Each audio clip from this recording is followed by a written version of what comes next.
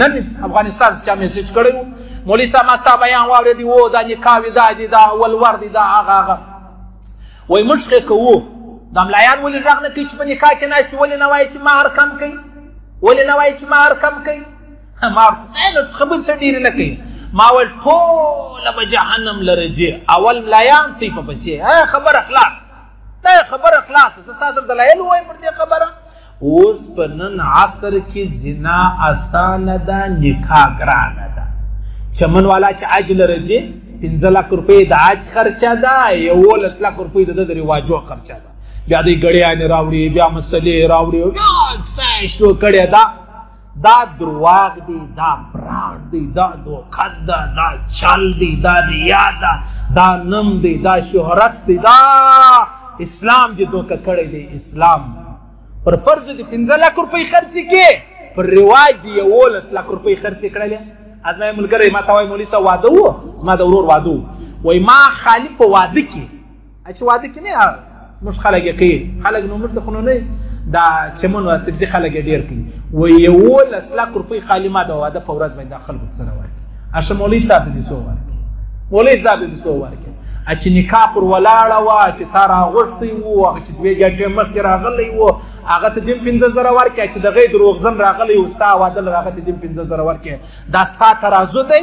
دا ستا ترازو دی چې د درواغو کتاب هم او د رښتیا کتاب تا په یوه تعلق سره کېښول دا دې ته څه شوی دې ته نم دې ته شهرت دې ته رواج دې ته عادت دې ته دوکا دې ته 2 نمبري چې د هغه ویل کېږي ځکه زموږ نکاح ګرانه سوه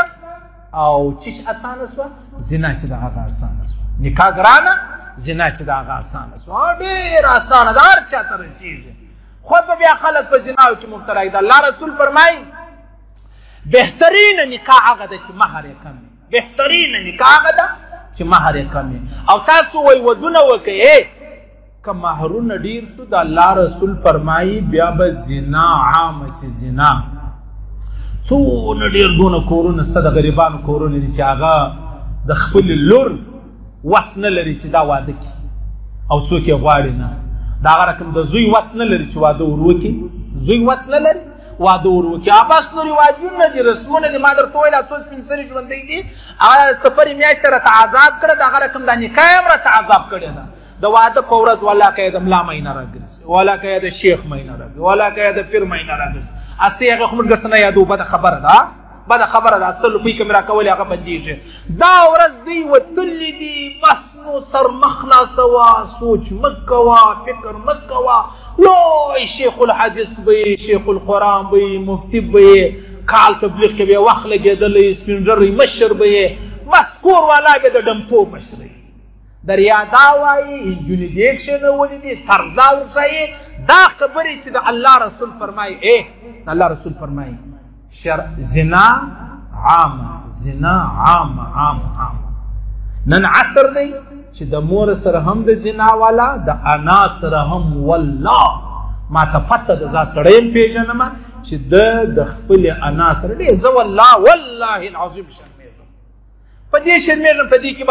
کې به 15 کسان ښه خلک ناست مولوي صاحب تا د کومې خوا رااخیستې ده نو 15 کسان ښه 95 ما ته رامعلوم دي چې هغه په کومو دندو یې زه به دغه لارې اختیار کړم دا زما پر خبرو دا 15 کسان دي بیا خاموشي اختیار کړي هغه بیا ما ته نه وایي چې مولوي صاحب څه کیسه زه تا ته د موسی علیه السلام کیسې نه کوم زه ستا ته ستا د کور کیسې کوم د کورنۍ کیسې درته کوم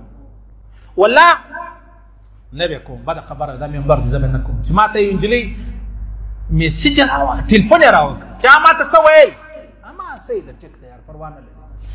نو خبره دادا عزیزانو د الله رسول فرمایي زنا به عامه سي چې زنا عامه سوه خالي بیا زلزلو ته ګورئ خالي زلزلو ته ګورئ